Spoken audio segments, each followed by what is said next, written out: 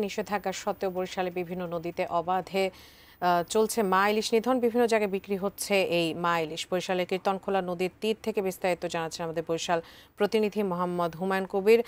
হুমায়ুন, বরিশালে বিভিন্ন নদীতে অবাধে এখনো মা ইলিশ নিধন চলছে, তবে 12টার পর তো নিষেধাজ্ঞা উঠিয়ে নেওয়া হচ্ছে। সেই ক্ষেত্রে জেলেদের অনুভূতি জানতে চাচ্ছি।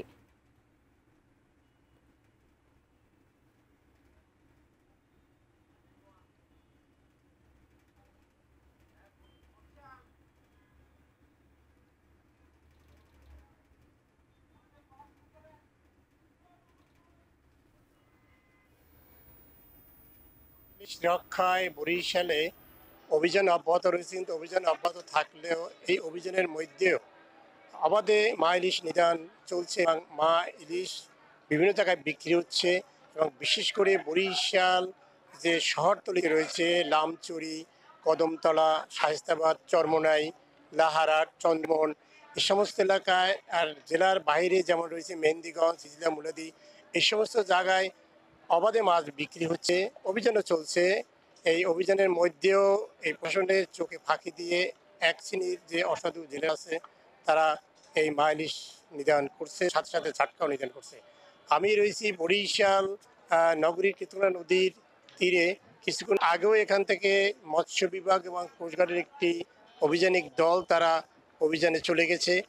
কিন্তু অভিযান চললেও যে জিনিসটি আমরা বারবার দেখতে পাচ্ছি, অভিযান দেওয়া হয়, মাছ ধরা বন্ধের জন্য ঘোষণা করা হয়, কিন্তু সেটি আসলে সেভাবে কার্যকর হয় না। আমরা দেখছি মৎস্য বিভাগের হিসাব অনুযায়ী এখন পর্যন্ত বরিশাল বিভাগে মোট অভিযান পরিচালনা করা হয়েছে 33,349টি, মোবাইল কোর্ট 1,012টি, এবং এই মোবাইল কোর্টের মাধ্যমে 883 জনকে বিভিন্নভাবে কারাদণ্ড দেওয়া হয়েছে।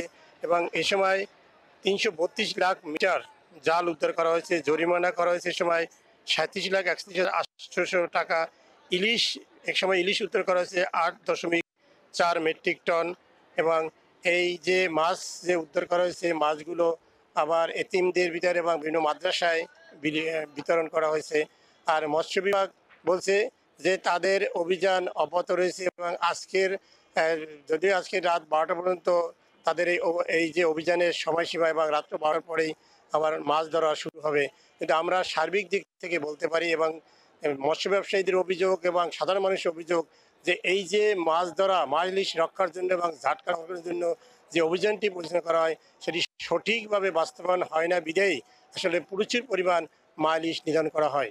এই ছিল আমার কাছে সর্বশেষ।